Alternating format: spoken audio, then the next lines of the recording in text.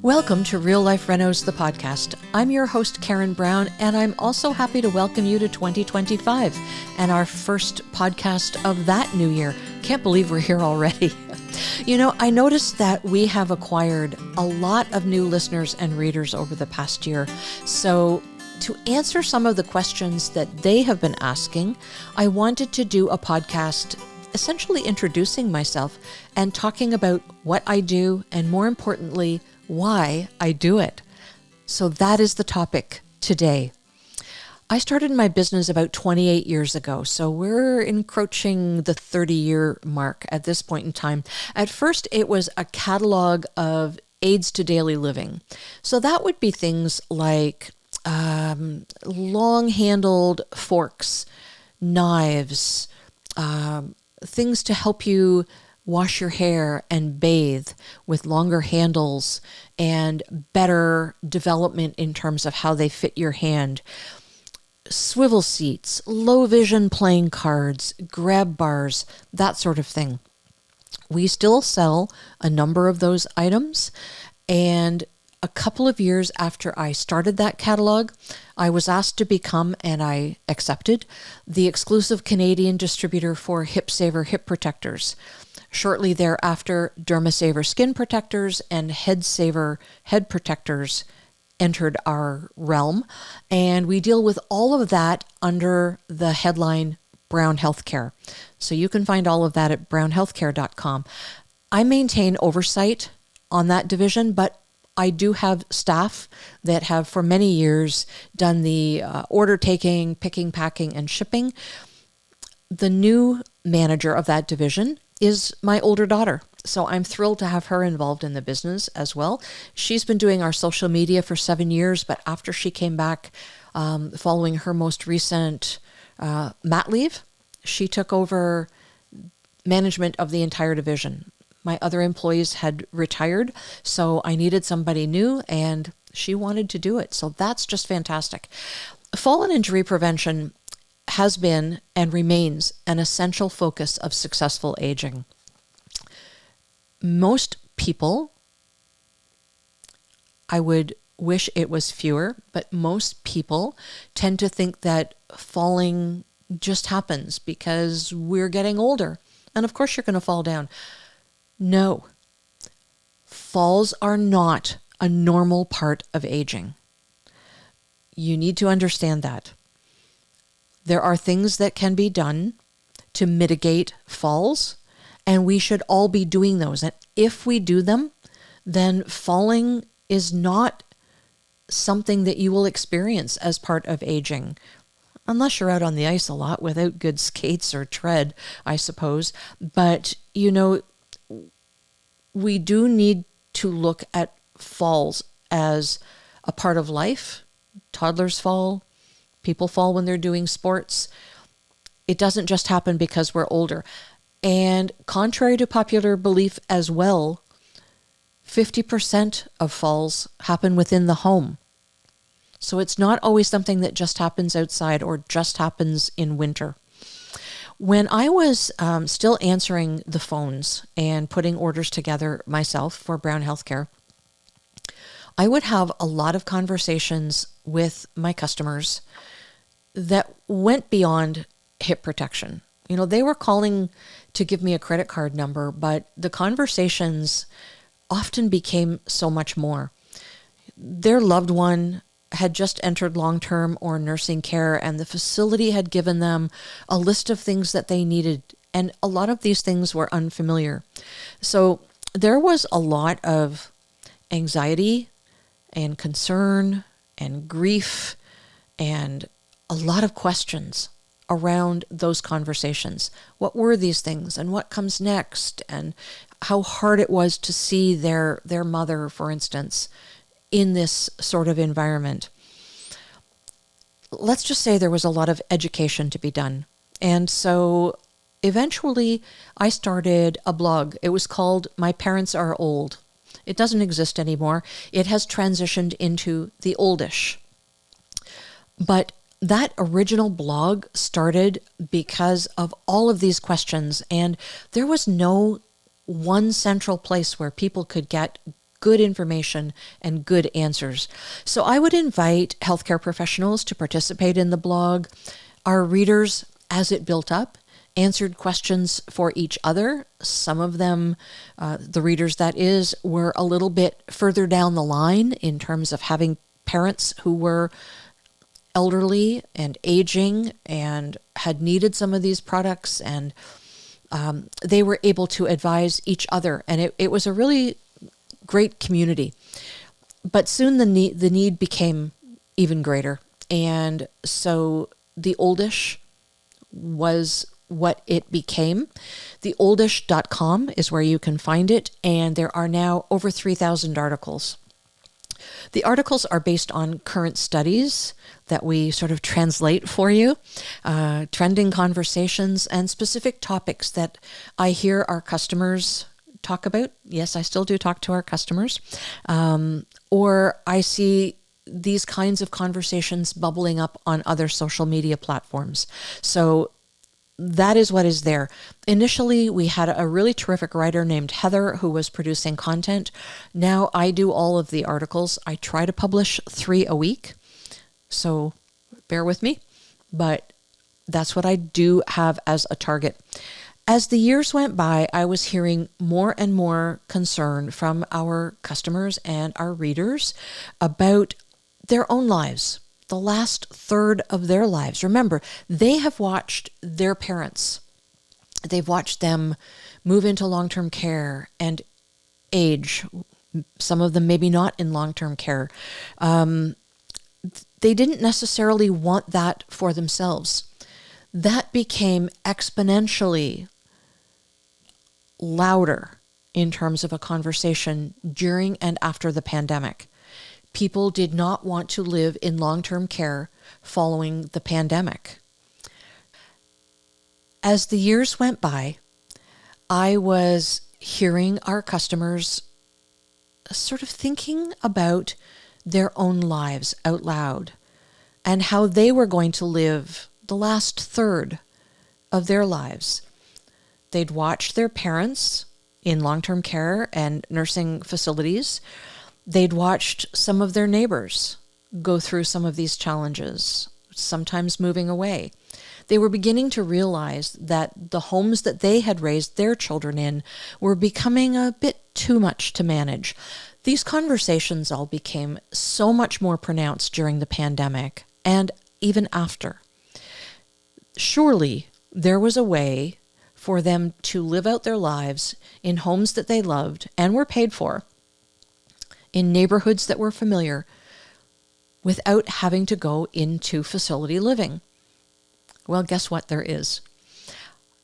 When I began having those conversations with customers and hearing all of this bubble up here, there, and everywhere, I began to look at home accessibility. What would be needed in order to make a home more friendly to those of us who were aging? Now, I am the same age as many of you, I think. I just turned 70 in November. I'm not interested in retiring. I'm still interested in working. I am still very engaged with this work. So I wanted to learn more for myself, but for you as well. I took ultimately a 2-day course on aging in place. It was pretty interesting. A friend of mine who had taken that course said to me, if you like that, you are going to love this.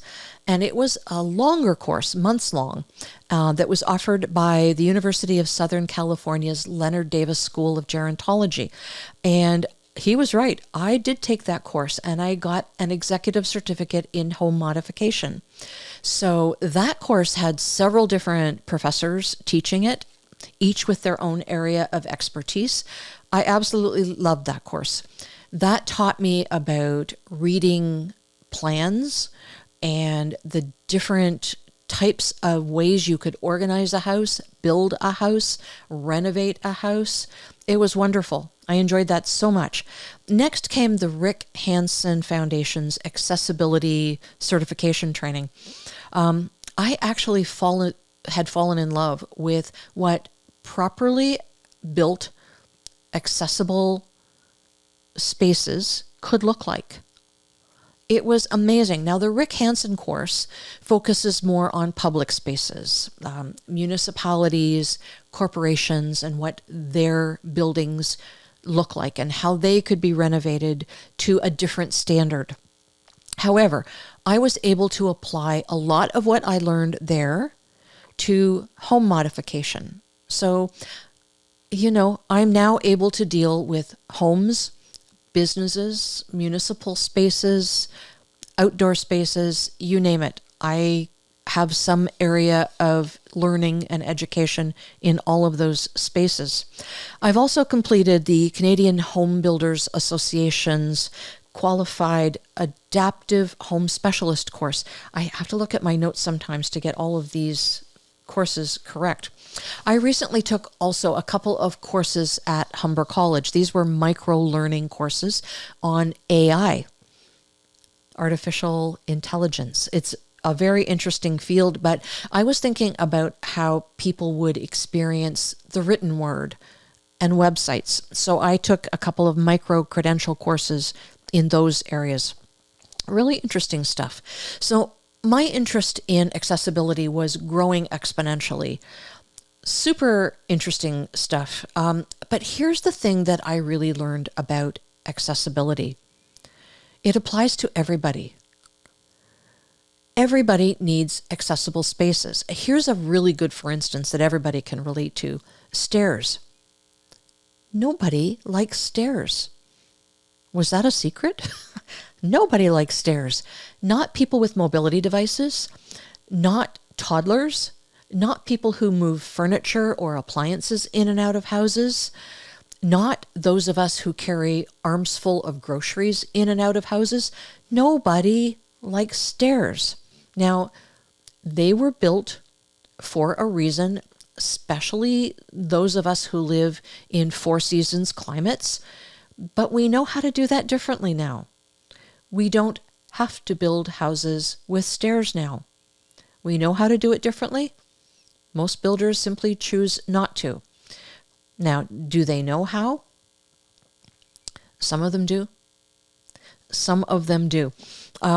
We really haven't changed the way we build houses in over 50 years. Architects are not taught about accessibility in their professional schools. Contractors, tradespeople, they're not taught about accessibility either. If they want to learn about it, they have to take courses after the fact. And some of them have. Not nearly enough, but some of them have. In my work, I do spend a fairly significant amount of time educating tradespeople on how to do something differently so that it is an accessible feature of a home instead of, we've always done it this way. I can tell you that I have followed my own advice and downsized. I sold the house that I raised my children in.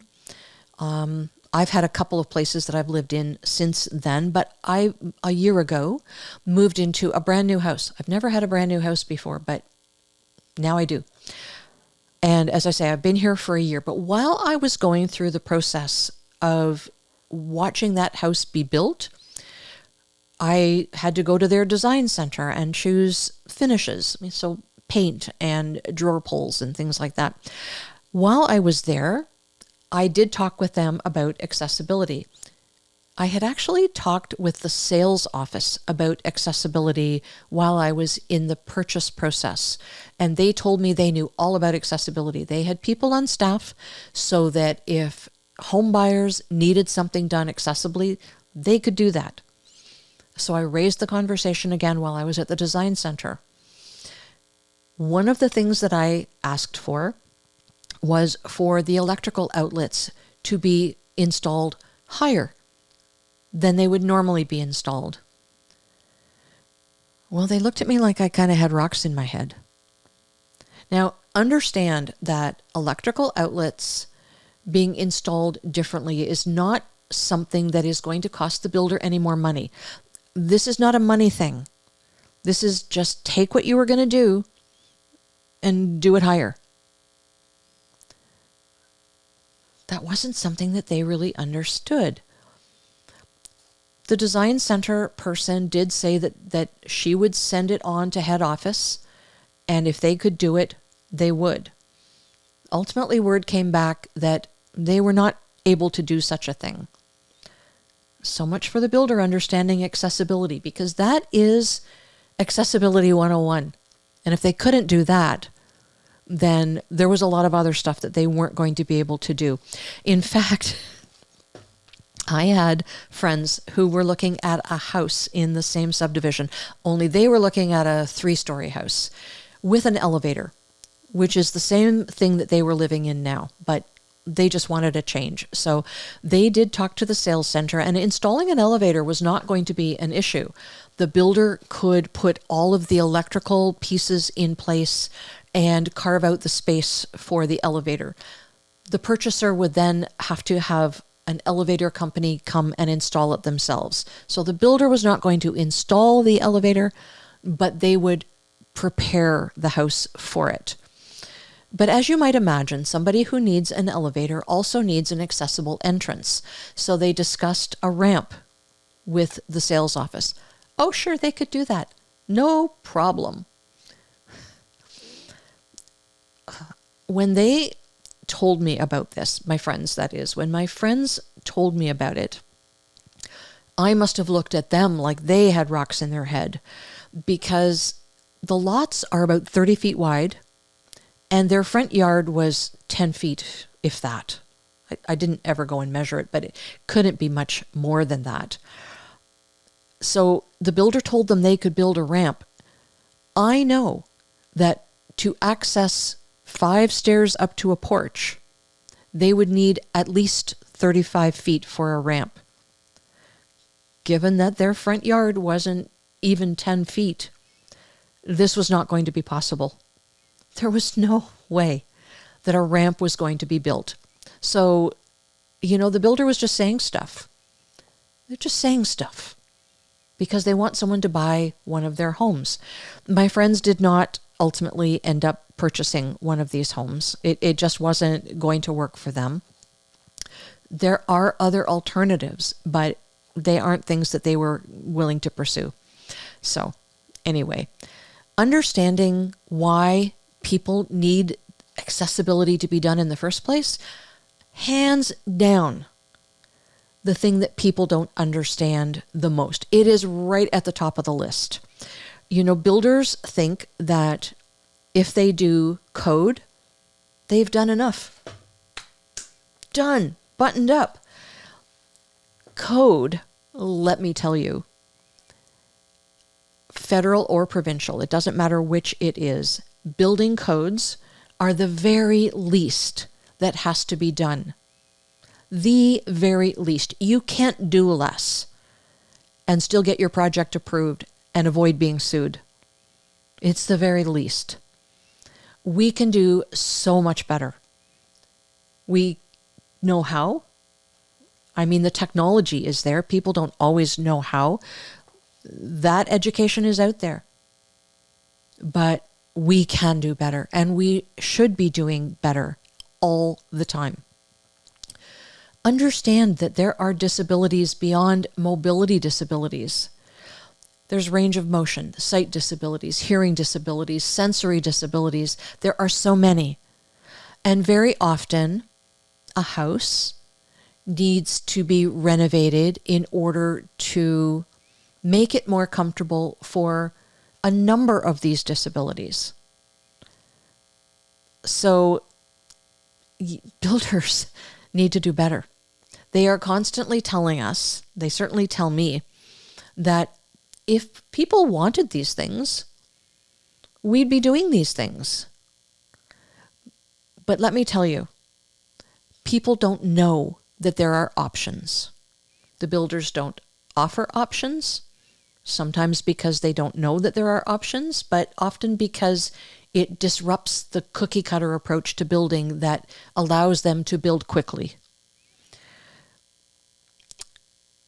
In terms of being out there in the world, accessibility is important. If you go to a Tim Hortons restaurants usually have accessible bathrooms. What they don't always have, sometimes, but not always, are the push buttons that let you even get into the washroom. So while they may have an accessible stall within their 2-stall bathroom, you can't get into it independently. Whenever I mention it to the managers, and yes, I do mention it to the managers, they just say, well, they can come and get one of us and we'll open the door for them.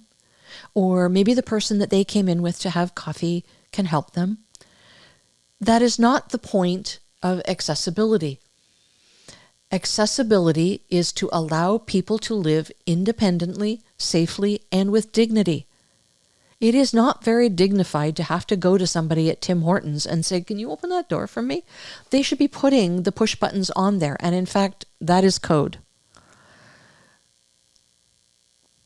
Unfortunately, it's often grandfathered, meaning that if your accessible bathroom was built before code required the push button, they don't bother putting them in after the fact. Now, let me say, I'm not just harping on Tim Hortons. Pick a restaurant. Pick one. It doesn't matter what the brand is. They don't often do it or understand why they should do it. Municipal buildings, clothing stores in malls. Clothing stores in malls. Let's talk about that for a minute. You can, if you are in a wheelchair, scoot in to the business because they all have flat designs and they have elevators within the malls. Once people are in your clothing store, though, can they maneuver nicely through the racks of clothing that are jammed in there? Is there a change room that is accessible where they can close a door and privately try on the goods that you offer? Most often, the answer to that is no. So, if people can't get into your business, if they can't successfully navigate your business, if they can't try on the clothes, why would they come to your business? Why would they do that? You are leaving money on the table, people, because people who have use of mobility devices, people who are aging, have money to spend, but they are not going to spend it with you. Okay, I'm not looking at my notes very well because I get on these tangents. From the point of view of renovating houses such that people can stay in them and function in them for a long time, independence, dignity, and safety remain the number one issue. I'm going to put that all together as one issue because it is paramount to being able to doing life successfully. Being able to stay in your own home where you are comfortable, where you have been for decades. It brings a level of comfort and well-being to people. Being in a neighborhood where you know all the neighbors, you can see them, they can see you, and you all know if something is out of whack. Then you know that somebody needs some help, perhaps. All of these are very important to being able to do life successfully. Now, I know some people have downsized into, out of their familiar neighborhood and into an apartment or a condo. We just did a podcast. I say we because Ron Wickman, who is an accessibility architect, and I did one that touched on condos. It was just the last one we did. And there are reasons why a condo may not work for you in terms of downsizing. If that's what you're thinking about, go into our archives and find that one.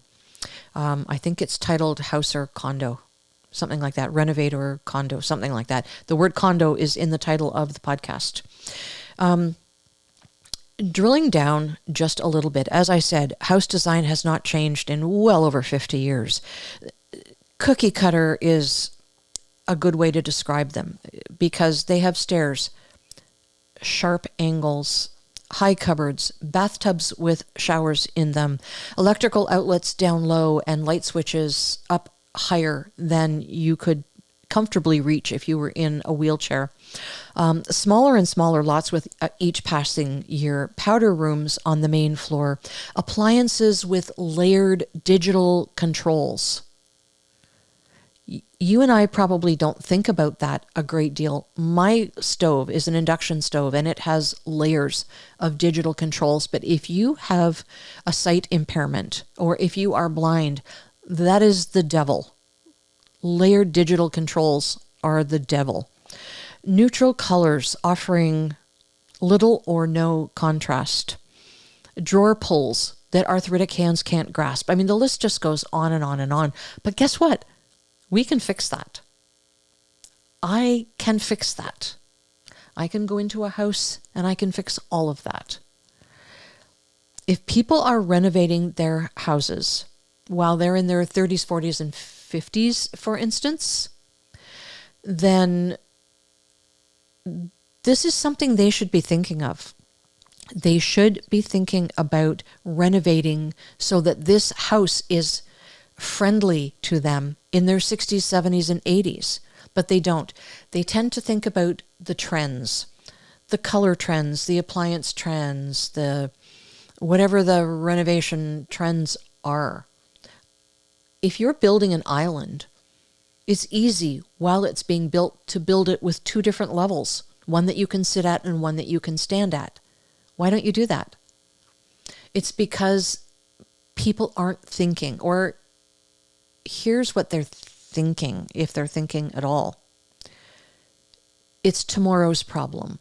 Now, that is something that a recent podcast with a lawyer named Bill Simpson said during the podcast, and it has stuck with me. People do think about problems, but they think about problems in terms of today's problems and tomorrow's problems. If it's tomorrow's problems, we don't need to think about it now. Don't need to deal with it now. Yes, you do. Yes, you do. And I'll tell you why. Because, and this is a big reason why I do what I do. Decisions will be made. Decisions have to be made. I would rather you make them while you can, while you are thinking about these issues or this renovation or whatever the issue is. I'd rather you make the decision while you are of sound mind and before an accident happens, which means that control goes to other people. Decisions will be made by somebody. If not you, then somebody else. And they may not make the decisions that you would have made or that you would have preferred. I often use as an example of this my maternal grandmother, who passed many, many, many years ago. But she lived in a house that she and my grandfather moved into the day that they were married. Not unlike a lot of people. It was a 2-story red brick house with a full basement where my grandfather had his workshop. My grandfather passed away and my grandmother continued living in it. They were married about 50 years before he passed away, and she lived in it the better part of another 10 years. Eventually, she did have a powder room built on the main floor because until she had that done, the bathroom was upstairs. The bedrooms were upstairs. Everything was upstairs. She did have a powder room done on the main floor. She took a nap one afternoon on the couch on the main floor. Somebody came to the door, rang the doorbell, and she was startled awake, leapt up off the couch to go answer the door, didn't realize that her leg had fallen asleep, just the position she was sleeping in, and down she went. She just crumpled. A lot of damage was done to her leg. And when she was in the hospital, her doctor advised her that there would be no going back to her house again. She had to go into long-term care. That was how much damage was done and how much potential there was for further damage if she was to live independently again. She was heartbroken, of course, that she couldn't go back to her house. And she tried, can I just go back there for a week, gather up my stuff, whatever. No. She never saw the inside of that house again. I don't think she ever saw the outside of that house ever again. And it was left to my mother and her sister to clear out a house that had been lived in for almost 60 years. Let me tell you, that was a task. It was a monumental task to leave to somebody else. But, she just hadn't made the decisions along the way. She hadn't cleared the clutter. She hadn't gotten rid of things that no longer served the life that she was living. And anyway, she never went back to that house. You could be her. I mean, she didn't plan to fall that day. She didn't plan for her leg to go to sleep. She did what many of us often do, and have a nap in the afternoon. That could be you. You need to make the decisions that need to be made and guide your own future. It is such a weight off your shoulders when the decisions are made and things are set up for you to live successfully. And whether that is clearing clutter, changing the drawer pulls on your kitchen cabinets, doing a bathroom renovation, or figuring out how you can get in your house if you use a mobility device. All of those things are questions that need to be answered. And it's better if you do it. I can help you do it. There are other people that can help you do some of it. Occupational therapists, for instance. If you've already had some sort of event happen in your life and you've worked with an occupational therapist, they can help with some of the stuff. They can't help with everything that someone like me does. An accessibility strategist, aging in place strategist, I call myself both things. There aren't a lot of us around. In fact, earlier this year, I worked with a married couple out in California who couldn't find a me in their state. They probably do exist, but their daughter lives in Ontario. And so she was able to access me and my services, and I worked with them over Zoom. We handed off to a contractor who understands accessible building, who this couple had hired before to do a ramp outside for them. So they were confident that he was going to be able to do the bathroom renovation that they needed. And in fact, he was. They sent me pictures just, I think, about 3 or 4 weeks ago, and it's beautiful. And they are very happy with it. So, do they need these things now? Well, one of them uses a walker, a mobility device, I was going to say, but a walker. And she will be using a wheelchair before too long. So they were able to build the washroom that they wanted because they had the time to think about what they wanted it to look like. It does not look like any kind of a hospital or facility because they made the decision ahead of time and chose the finishes that they wanted that fit in with their decor. It's beautiful. You can do that too. And that is why I do what I do, because I know that it's possible for you to do this. You can listen to some of the education that I provide. You can watch some of the videos and get ideas. If you want to hire me as a consultant, that's possible too. But a lot of people can't afford consultants. I get that. I've written a course. I'm not being salesy here. I've written a course that you can do a walkthrough on your own house and pick and choose the things that can be renovated based on your needs now and in the future. That course exists. Use it or don't. It exists for you. You need to, as we all do, as I think I said earlier in this podcast, I'm 70, not going to stop working, but I do need to do preparation. I need to prepare for the time when I won't be driving my car. So do you.